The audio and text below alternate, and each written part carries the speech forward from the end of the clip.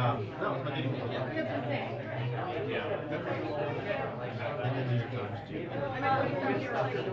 I'm here. I'm here. Per usual. Kidnapped.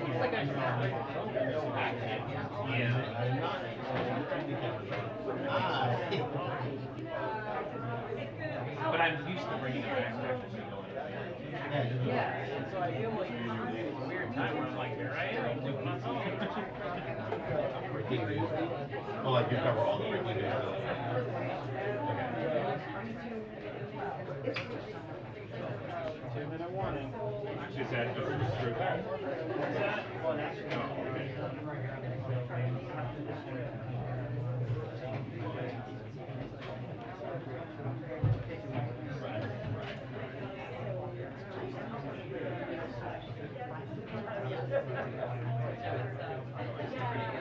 And is there a rotation for that?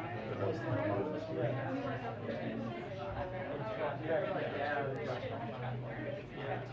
Two-minute warning. Really?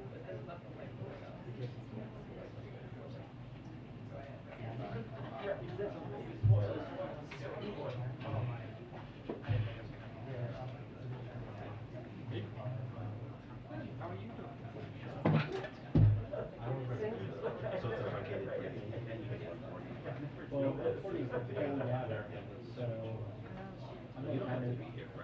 I'll end the brief. Well, that's what I was saying. Right here. I was going to say, like, hey, Pool's going to gather. Yeah, 2 weeks on the phone. Right, so like, that's what I was saying. Because like, it's already 106. Yeah. This starts from 110. Hello. Hi, everybody. Good afternoon, right? All right, good afternoon, everyone. I hope you guys enjoyed a long holiday weekend. It's good to see everyone here. Today I'm joined by John Kirby, who is the National Security Council Coordinator for Strategic Communications. I got to get that right. And he's happy to take a few questions. I know there's been some news out there in his world, so Kirby, why don't you take it away? Thank you, Karine. Just a couple things at the top, everybody.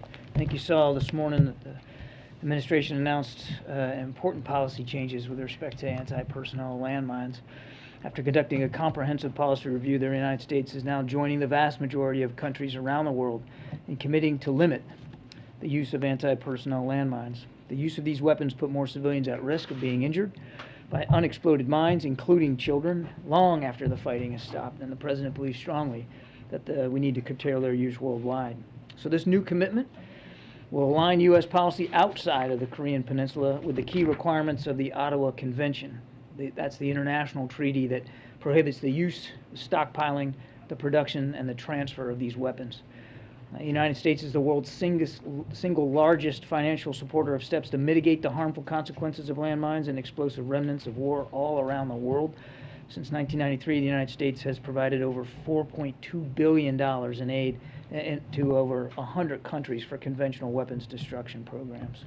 And I'm happy to take questions on that a little bit later. The last thing I just want to open up with is, I think you know the President is preparing for his next trip. This will be to Germany for the G7 and then on to Madrid for the NATO summit. He came into office with the express purpose of revitalizing and reinforcing our allies, our alliances, and our partnerships around the world, and that's exactly what he's done with the G7 and with NATO. His leadership and diplomacy elevated these partnerships as central to meeting the biggest challenges of our time and advanced our shared values to define the decades to come. He has been unafraid to use the convening power of the United States, which is still ample, still relevant, still viable. The free world has demonstrated incredible unity and resolve to advance 3 key objectives that I think you're going to see are central to this trip. And we're going to get some time a little bit later on in the week to preview the trip with more detail. But I'll just tell you, these are the 3 overarching objectives the President has. One, reinforcing our unwavering support of a democratic, sovereign, and prosperous Ukraine and holding Russia accountable for its war of aggression. 2, managing the disruptions in the global economy, including energy and food prices that are caused by this war of aggression that are impacting families all over the world, including here at home. And 3, charting an affirmative vision for the world in which democracies can deliver and that we are confident will win over autocratic and corrupt visions. Again, we'll have more to share later in the week, including a background call I think we're going to be doing here in the next day or so, and you guys will all get an invitation to that. So with that, we'll take some questions. Thanks, John. What can you tell us about this second American who appears to have died in combat in Ukraine? Don't know a whole lot, but I think you saw the State Department has confirmed that another American citizen has been killed in the fighting in Ukraine, and I'd point you to State for more details on that. Obviously, at the outset, our hearts go out to the family, which are clearly enduring an incredible grief here. Again, we want to stress that this is not the place or the time for Americans to go to Ukraine. It is a war. And if you want to help the people of Ukraine, there's a whole lot of other better options to do that than going and putting yourself in harm's way in the middle of that war. The president said yesterday that he speaks to Vladimir Zelensky 3 or 4 times a week. Is that accurate, or is that a bit of hyperbole? We only get a readout of their conversations once every couple of weeks. He speaks to Mr. Zelensky on a routine, regular basis. And I couldn't sit here and give you the exact count. This is the beginning of week 3 for me here. But he speaks to President Zelensky on a very routine, regular basis. And I would add, it's not just the president. The Department of Defense, the Department of State, the Secretary of State, Secretary of Defense speak with their counterparts, again, on a routine, regular basis. Chairman of the Joint Chiefs, try this again using syllables. The Chairman of the Joint Chiefs of Staff talks to his counterpart regularly, too. And there's an awful lot, and I would go so far as to say almost daily, conversation with the Ukrainians at lower staff levels at both DOD and the Department of State. April? Hi, John. Hey, April. 2 questions. Going back to Ukraine, could you talk about the implications of the grains issue that's heightening in Ukraine as the president of Ukraine talked to the AU about it, the African Union about it, and also the repercussions of what happened in Texas on a national security front when it comes to basically calling President Biden the acting president? I'm going to come back to you on the second one because I'm not completely sure I understand the question. But on the first one, let me just do the grain one first. We've talked about this before. President Putin is, no kidding, weaponizing food. Let's just call it what it is. He's weaponizing food. He's got an essential blockade there in the Black Sea so that nothing can leave by sea, and that's, of course, how Ukraine has historically gotten its grain to markets. And so the president's working with leaders around the world to see if there's other overland ways we can do that. And he's exploring a range of options. He's keeping an open mind about how that would look. And there's lots of other of our partners, particularly in Europe, who also want to see that done. So there's a lot of work being done here. But as I said, I think the other day, last week, we know time is not on our side. I mean, this grain is a perishable commodity, so we want to get it out as fast as we can. Yeah. And on the second question, on the national security front, especially as we're seeing what's happening with the January 6th committee, what does it do on the national security front for Texas to make those strong statements about the 2020 election? I'm afraid I didn't see the comments. Can you elucidate? The Texas Republican platform, I think is what she's referring to. No, I don't, thank you, no. They're rejecting the president. What's happening is they're saying the president is acting president. The state of Texas. I'm sorry. Okay, yeah, I did. I'm sorry. I Look, can take that one too. The national security front. There's, okay, cool. Yeah. on the national security front, I mean, look, the president is the democratically elected commander-in-chief of this country. And the men and women who serve in uniform understand that. And with the exception of what looks like a small number of Texas legislatures, the American people recognize that. He has the authority, he has the power, he has the responsibility to defend this country. And the things that we're talking about today, whether it's the landmine use or or grain shipments or assisting Ukraine is all about our national security, and the president is charged with preserving and maintaining that national security. And it, again, with the exception of a small number of folks there in Texas, the American people recognize that and understand that. John, what do you make of the Kremlin saying that the Americans captured in Ukraine aren't covered under the Geneva Convention protections for prisoners of war? Yeah, we've seen the comments by Mr. Peskov with respect to this, not ruling out certain protections. I would tell you a couple of things. One, we still are trying to learn more about these two individuals. Okay. Number two, it's appalling that a public official in Russia would even suggest the death penalty for two American citizens that were in Ukraine. We're going to continue to try to learn what we can here about this, and again, stay in touch as much as we can with the families. If you're not afforded protections under the Geneva Convention, what's the course of action that you're thinking about? I don't think it'd be useful for us to get into hypotheticals right now, Jackie. I mean, we got more homework here to do, but I do think it's important for us to make it clear, totally appalling, for even the suggestion that result could be the outcome here for these two individuals. Hey, thanks, Karine. John, the Chinese have imported a record amount of oil from Russia, and the trade between the two countries is growing. And what message do you have to the Chinese related to this? I think this is just a piece of China's willingness to continue to go along with Russia, and we're seeing this as yet another example of a growing collaboration between China and Russia with respect to Ukraine. We have, as we've said at the outset, called on China to be a responsible power here and to join the rest of the world in condemning what Russia has done in Ukraine and in enforcing sanctions against Russia for it. So it's just another example. And look, it's also another example of how global security really is interconnected. It's not just about security on the European continent. It's connected. What's happening in Ukraine, this is a perfect example of how it's connected to national security, our national security interests, and those of allies and partners in the Indo-Pacific as well. But at what point do they rise to the level where they're breaking sanctions or pushing the line for those sanctions that the U.S. Would like to impose? Well, again, they haven't been participants in the sanction regime so far. Go ahead, you do the follow-up.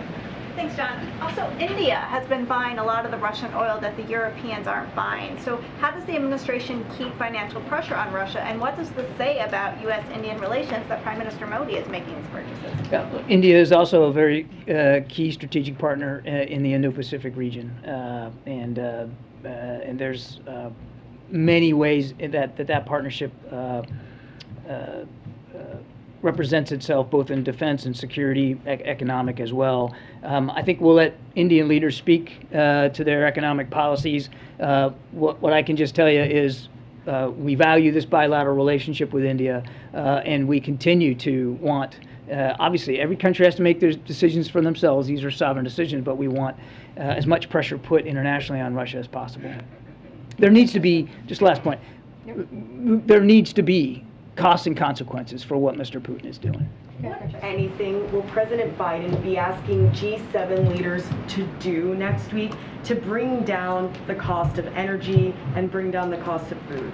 I'm not going to get ahead of the agenda too much today. We'll have more to talk about the trip in the next day or so with more specifics. So I'm not really prepared today to go into too much detail. But as I said in my opening comments, one of the objectives that the president has here for the G7 is to talk to international leaders inside the G7 about supply chain issues, food and fuel supply around the world, and try to minimize the pressures that it has put populations all over the world. But we'll have more a little bit later. Anything that you think that they can do working in coordination to prevent a global recession? I think leadership matters a lot here. Multilateral leadership matters a lot because this isn't just affecting the United States, it's affecting the whole world. And I know the president's looking forward to having discussions with world leaders about what together they can do, whether it's increased production or less, more capacity for refining, less dependence, and this is one of the reasons, you know, the president is so committed to clean energy here in this country, that's one way of making us energy independent too. So advancing, it's also good for the climate. So there's an awful lot of cross-cutting objectives here. All right, just Russia two more. follow-up.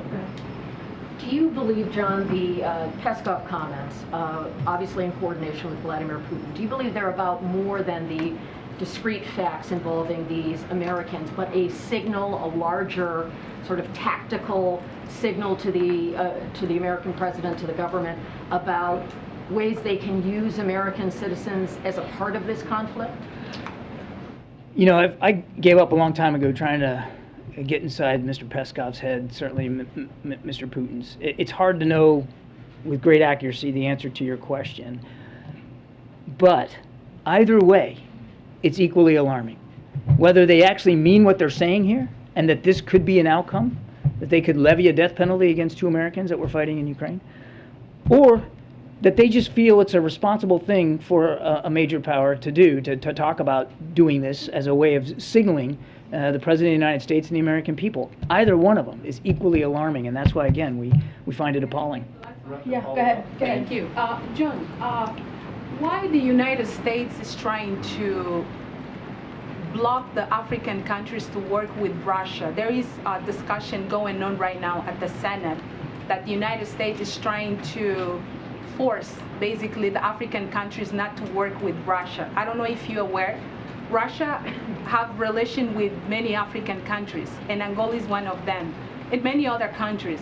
But right now, it looks like there is a discussion going on at the Senate that the United States is trying to make African countries not to work with Russia. In the beginning, President Biden said that he will work with all nations, Europe, Asia, and even African countries diplomatically. Why don't let the African countries decide who to work with instead of just impose them not to work with, for example, Russia? Yeah, I can't speak for the discussions that are going on in the Senate about this, but you kind of answered the question yourself when you went back to what the president has long said about his foreign policy objectives and goals. Look, he respects and understands that sovereign nations make sovereign decisions. Sovereign nations get to decide who they're going to associate with or who they're not going to associate with. He understands that. He also understands, and I think has been very clear with leaders around the world, that there needs to be consequences for what Mr. Putin is doing in Ukraine. There needs to be costs. He needs to be held accountable for this unprovoked war of aggression.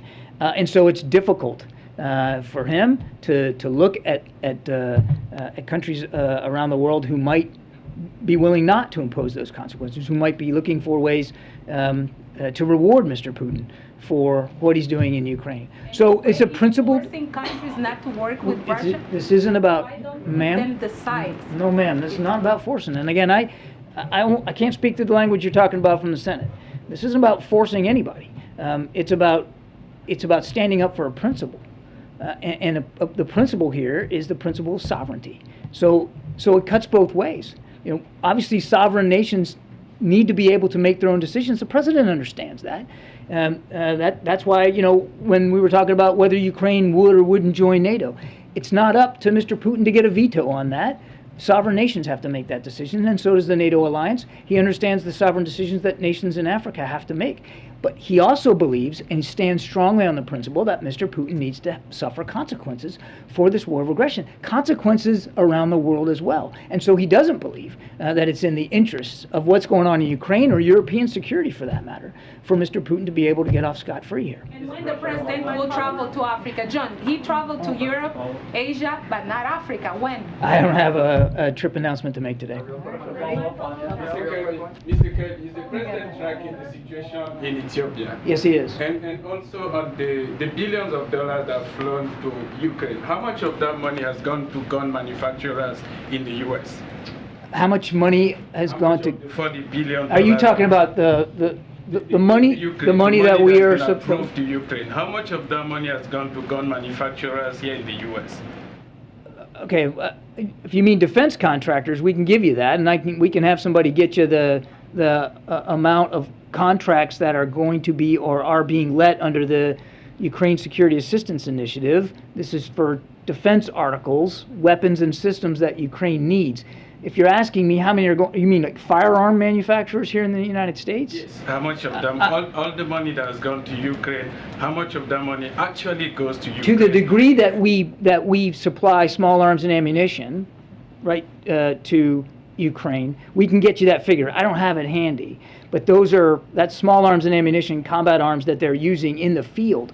And, you know, we get caught up a lot talking about HIMARS, right? Long-range rocket systems and artillery systems and tanks and all that. All those big-ticket items that the Ukrainians say they need, and it's true they do. But what they'll also tell you is that the bullets and the small arms are making a big difference every single day, because the fighting in the Donbass is close combat. A lot of long-range fires, lots of artillery, no question. But it's a lot of small arms combat too. So we forget about that. It's an important set of defense articles and systems that we've been sending to Ukraine, and we're going to continue to do it for as long as we can. But as for the exact figures, I'd have to get that for you. Biden's response to Israel that has been threatened by Russia.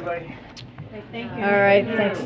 We don't have a lot of time, guys, because we have to leave at 1:45, I believe, for the president's local travel. Okay, so I have something really quick at the top, and then I'll take a question. So today, President Biden and First Lady are visiting a local COVID-19 vaccination clinic hosted by the DC Health to highlight the recent authorization and recommendation of COVID-19 vaccines for children under the age of 5. This weekend, the CDC formally recommended use of the COVID-19 vaccine for this age group following the FDA's authorization on June 17th.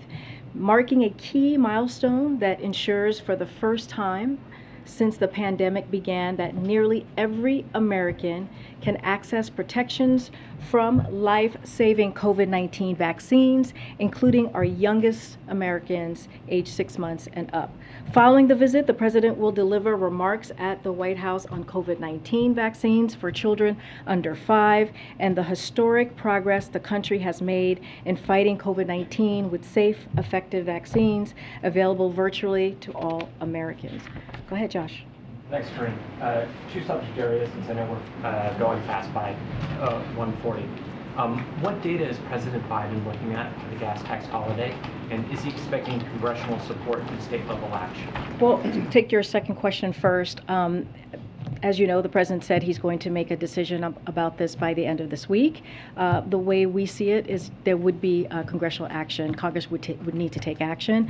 To your first question, the president's looking at an array of options to figure out how he's going to help give relief to the American public, especially as they are looking at gas prices at the pump. This is a #1 priority for the president. He's looking at an array of options. We don't have anything specific for you to share with you at this time. And then secondly, real fast, what is President Biden's reaction to Texas authorities saying the police response to Uvalde was an abject failure and that the gunman, in theory, could have been stopped within 3 minutes? You know, this is something that the president has talked about this very deeply. It is very the actions that we have seen and the reports that we have seen is deeply concerning. The president has said that. As you know, DOJ is doing a review. We're going to leave it to their findings and their review before we'll say anything more. But it is deeply disturbing to hear the reports on what happened on the ground on that day. Ken. On the issue of the federal gas tax, has the White House started reaching out to Congress yet on this, working with members to try and get them on board with this? Because as you know, you would of course need their approval for any suspension. Absolutely, we would definitely, as I said, need Congress to act on this. I can't lay out, I don't have anything to lay out on any outreach that we've made to Congress. The president, as you all know, understands the stress that the American public is feeling across the country. This is why he has taken action himself when it comes to tapping the Strategic Petroleum Reserve, a historic amount of oil, 1 million of barrels of oil a day, I should say, just to be exact, and also getting his partners to do a $200 140 million barrels as well. There's the ethanol 15, as he has been able to make sure that we give relief to thousands of Americans across the country. So this is something that has been a complete priority for the president. I don't have anything specific to lay out about meetings coming up or meetings that have happened. And the president said he's not planning to sit down with any oil and gas CEOs as he makes this decision. Why not? So as I can confirm here, I know it's been kind of been reported out there, Secretary Granholm is going to be meeting with the 7 CEOs on Thursday, this coming Thursday.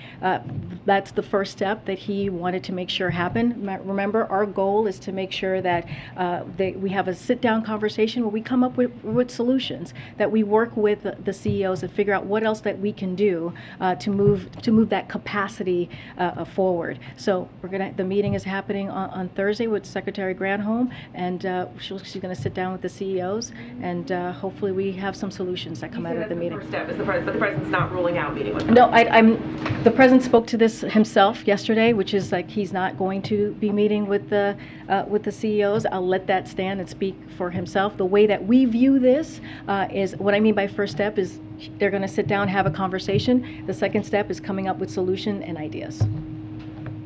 The president said last week that there's no inevitability around a recession, but there is a greater deal of market concern about exactly that. And I know that inflation is your number one concern, but can you talk a little bit about if you're doing anything at all to prevent a recession or a rise in unemployment?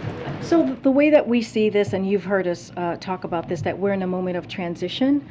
We have seen we are in a unique situation with the historical gains with our economy. The way that we see it is unemployment rate has held steady at 3.6, which is also near historic lows. Business investment remains strong. Household balance sheets remain strong. There was an analysis that came out recently that showed middle-class Americans had an additional $10,000 in savings then before the pandemic. Another analysis found that all income groups had higher checking account balances at the end of March than they had pre-pandemic. So we see that the strengths that our economic strength that we have seen from this past year, from the action that the president has taken with the American Rescue Plan, with what we have seen with the historical gains, that is going to help us deal with a recession. Right now, we don't see a recession right now. We're not in a recession right now. Right now, we're in a transition where we are going to go into a place of stable and steady growth, and that's going to be our focus. And just one more. AAA was out with a report today saying that there's going to be a record number of people driving for the 4th of July holiday, and I'm wondering what that tells you about whether inflation is in fact the top concern for the American people, and whether there's a role for conservation to play given the extreme demands on energy supplies right now. Well, say a little bit more. You're saying Americans are happy, it would seem, to go out I see what you're and saying. to pay as much money as gas costs to go on vacation and do all of the things that they would normally do. In fact, more so than in the past. So what do you think about that? And do you think it's appropriate given the constraints on energy supplies globally right now? Look, Americans are going to do what they feel is right for themselves and for their family. That's not something for us to make a judgment on.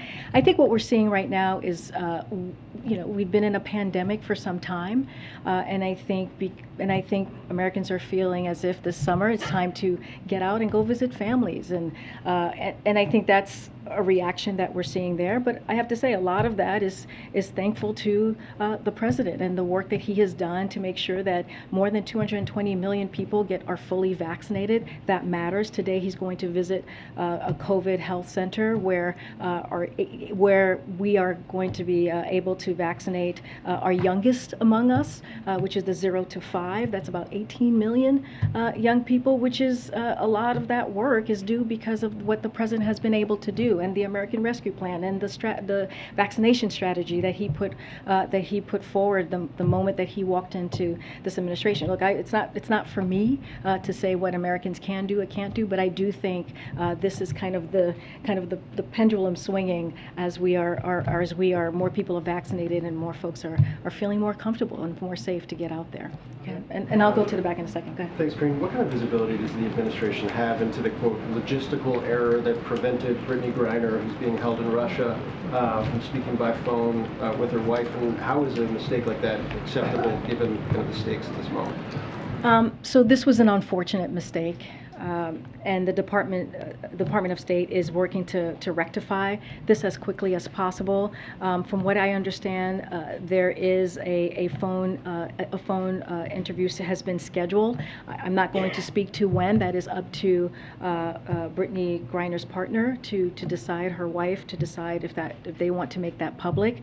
Anything else, I would defer you to the State Department. And does Brittany Griner's wife talked about meeting with the president, or her desire to meet with the president? Is that something that's on the table or an option at this point? I don't have anything to share about, we don't have anything to share about a potential phone conversation or meeting. What I can say is that the State Department has been in regular touch with Mrs. Griner. She's also spoken to Secretary Blinken, which we have mentioned before. This is certainly any American that is held abroad is a priority for this president. We've spoken to that, and we will do everything that we can to bring them home. Go to the back. Roby Wade. Hold on a second. I'm trying to go to somebody. I haven't gone yet. Go ahead. Thanks, Karine. So in these deliberations about the gas tax, does the president have concerns about, what are his concerns about endorsing such an idea? Endorsing gas he tax? endorses, congressional action on a gas tax holiday. Are there concerns that he has about doing that? I mean, the president has been very clear in making sure that he does everything that he can to alleviate the pain that American families are feeling when it comes to gas prices. He said all options are on the table. He has not.